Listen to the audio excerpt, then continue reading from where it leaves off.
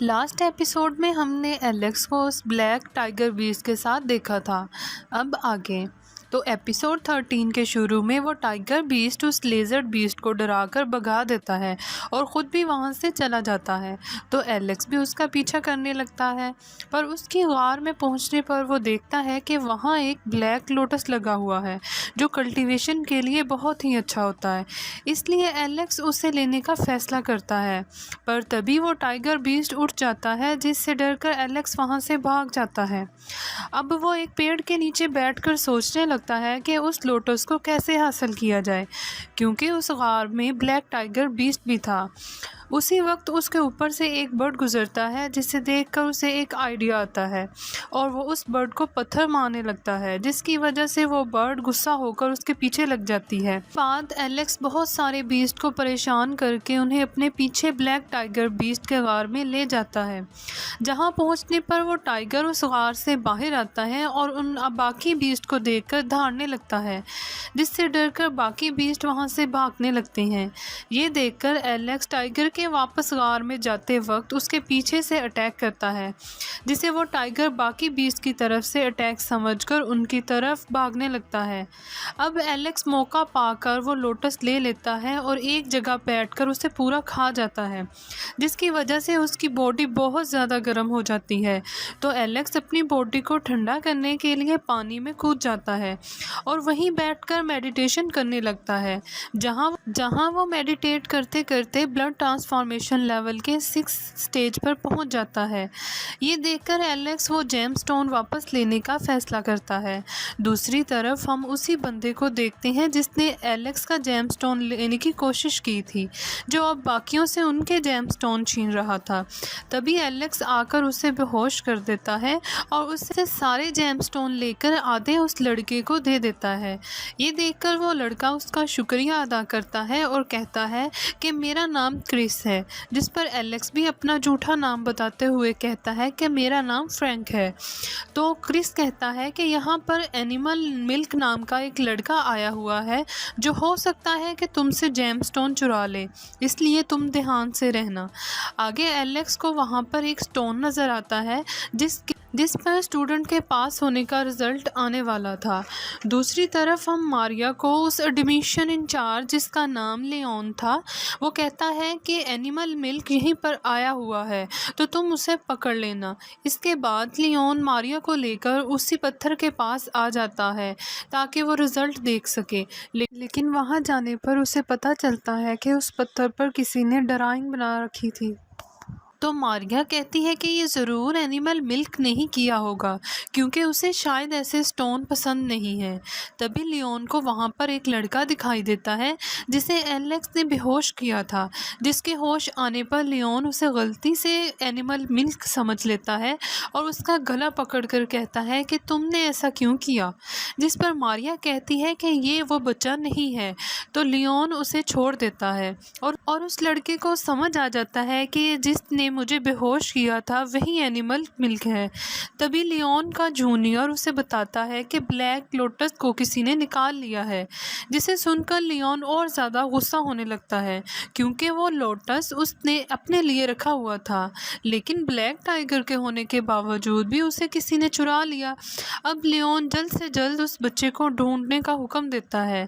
آگے لیون اس ایگزام میں پاس ہونے والے سبھی بچوں کو مبارکباد دیتا ہے اور انہیں ان کے پوروجوں کی رسپیکٹ کرنے کو کہتا ہے۔ اس کے بعد لیون وہاں پر وہی بڑا پتھر منگواتا ہے اور ان سب بچوں کو کہتا ہے کہ یہ کارنامہ اینیمل ملک نامی بچے نے کیا ہے، جو تم میں سے ہی ایک ہے، اس لیے جو بھی مجھے اس کا پتہ بتائے گا تو میں اسے پرسنل ٹریننگ دوں گا۔ یہ سن کر سبھی بچے خوش ہو جاتے ہیں۔ رات کو ہم ایلیکس کو دیکھتے ہیں جو اپنے پہلے والے روپ میں آ گیا تھا، کیونکہ اس کو پہچاننے والے سب لوگ وہاں سے چلے گئے تھے۔ اب ایلیکس ڈیوڈ کے بارے میں سوچنے لگتا ہے، کیونکہ اسے کچھ بچوں سے پتہ چلا تھا کہ ڈیوڈ بھی یہاں پر آیا ہوا ہے، جس کی وجہ سے وہ غصہ ہونے لگتا ہے۔ تبھی اسے پہاڑ پر چڑھتے ہوئے ایک بندہ دکھائی دیتا ہے، جس کے ساتھ یہ ایپیسوڈ یہی ختم ہوتی ہے۔ ایپیسوڈ 14 کے شروع میں ہم دیکھتے ہیں کہ ایلیکس بھی وہاں جانے لگتا ہے جہاں سے وہ بندہ گزرا تھا۔ جہاں جاتے ہوئے اسے راستے میں ایک دروازہ دکھتا ہے جس کے اندر جانے پر وہ اپنے سامنے ایک بہت بڑی شیلڈ دیکھتا ہے۔ تو ایلیکس اپنی پاور کو یوز کر کے اس شیلڈ کو وہاں سے ہٹا دیتا ہے تو اسے وہاں ایک گوٹ لیو کی طرح کا ہی ٹری دکھتا ہے، لیکن وہ ٹری تھوڑے بیمار تھے، جس پر ایلیکس انہیں کہتا ہے کہ آپ پریشان مت ہوں، تھوڑا آرام کرنے کے بعد آپ بھی ٹھیک ہو جائیں گے۔ تبھی اس ٹری گوڈ میں سے کچھ انرجی نکلتی ہے جسے دیکھ کر ایلیکس وہاں میڈیٹیشن کرنے بیٹھ جاتا ہے، کیونکہ اس کے اکارڈنگ یہ کلٹیویشن لیول بڑھانے کے لیے بہت اچھی جگہ ہے۔ لیکن تھوڑا میڈیٹیٹ کرنے کے بعد بھی ایلیکس کو یہ سمجھ نہیں آ رہا تھا کہ وہ شین کا دیا ہوا ٹریجر سٹون کیسے کنزیوم کرے۔ یہ سن کر وہ ٹری گوڈ کی اسپرٹ اسے ایک اشارہ دیتی ہے۔ یہ دیکھ کر ایلیکس سب سمجھ جاتا ہے اور اس ٹریجر کو کنزیوم کر لیتا ہے۔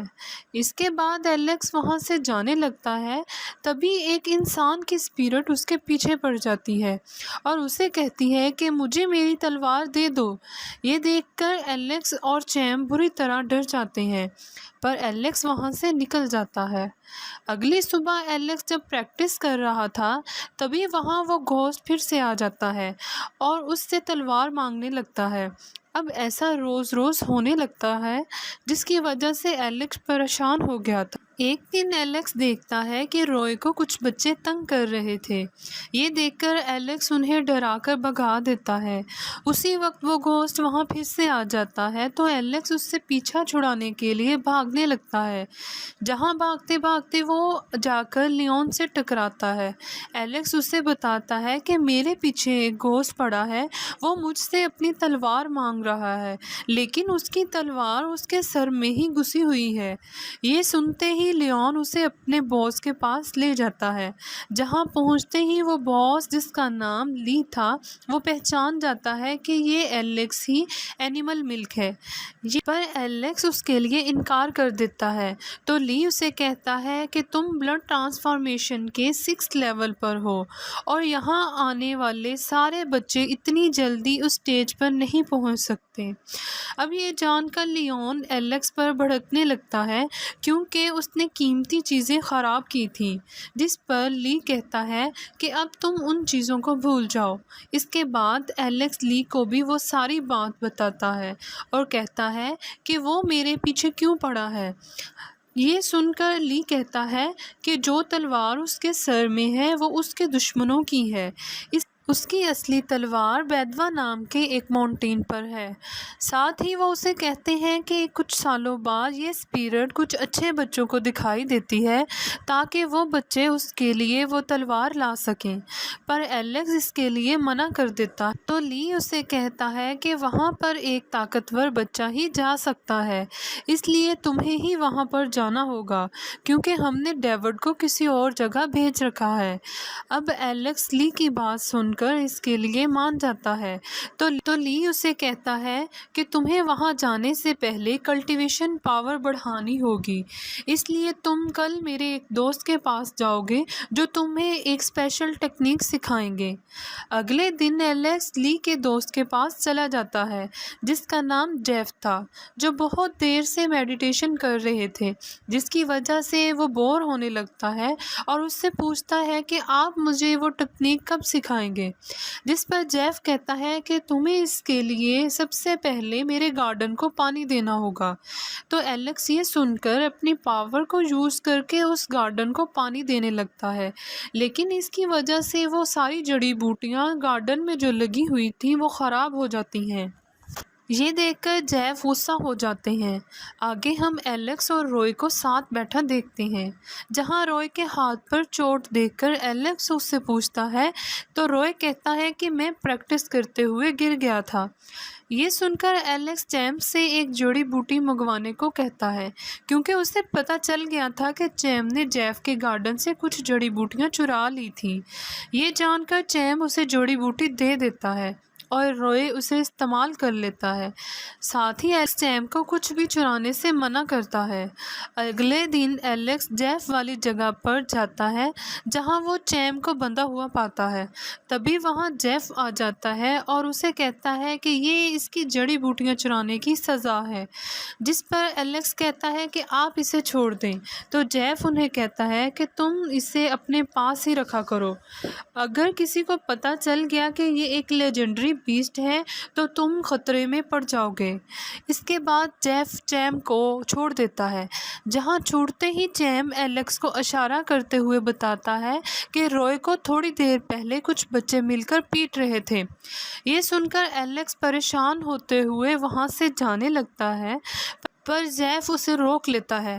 اب میں تمہیں وہ اسپیشل ٹیکنیک سکھاؤں گا، لیکن ایلیکس وہاں سے جانے کی ضد کرنے لگتا ہے، جو جیف اسے اپنی چین سے پکڑ لیتا ہے، اور اسی کے ساتھ یہ ایپیسوڈ یہیں ختم ہوتی ہے۔